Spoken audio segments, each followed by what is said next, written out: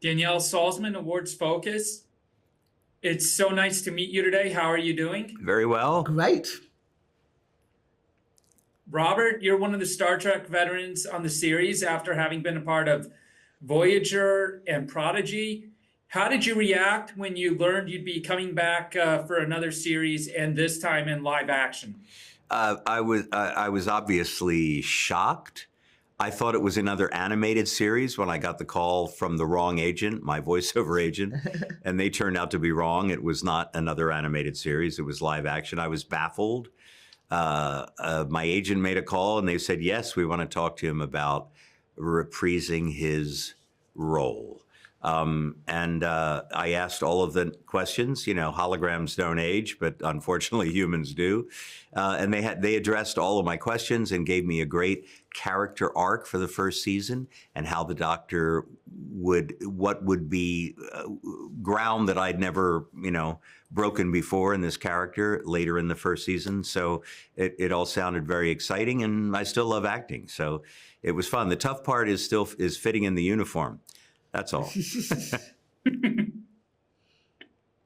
And Gina, how does it feel to be joining Trek during its 60th anniversary year? I mean, it's like I had no idea because I wasn't a hardcore Trekkie. I watched the first Star Trek when I was a kid and then kind of fell off and watched a few movies over the years.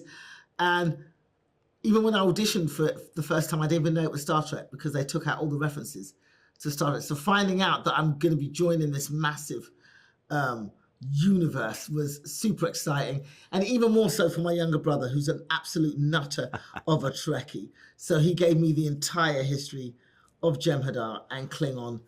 And yeah, he gave me the rundown. So I'm super excited to be part of this universe. And I can't wait to get to a convention and see my first Laura. Yeah. And you have a background in comedy. Did you have much of an opportunity to lean into that while working on the show? Absolutely. The writers kind of wrote Laura in a way that, even though Laura herself does not know she's funny, she's very serious and no nonsense, but I'm able to add a little bit of comedy just with the deflection of her voice or the way I might shout or the timing or when she gets angry and she's throwing abuse at some of the kids. I've been able to inject some comedy in there, and the writers have really written to that strength. Yeah. Robert, how rewarding has it been to be part of two prominent sci-fi universes in both Star Trek and Stargate? Well, I got to get in Star Wars, so I make the trifecta. So I'm working on that. But I will say that the Star Trek series was very carefully controlled. There was no real ad-libbing. If you wanted to change a comma, you got permission because the writers were very protective of the language to make it feel like it was not set in the present. Stargate,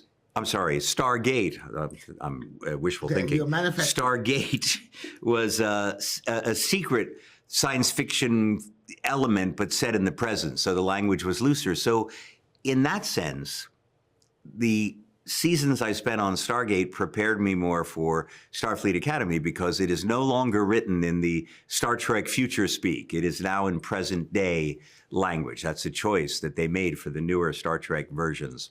And I think it really opens the show, especially to young audiences, because the sort of slightly stilted language of the old Star Treks, I think when people turn it on the first time, they go, what is this?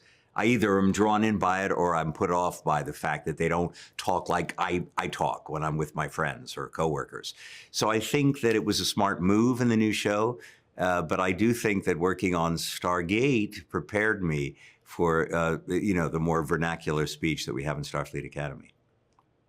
All right. Thank you so much. Thank you. Thank you.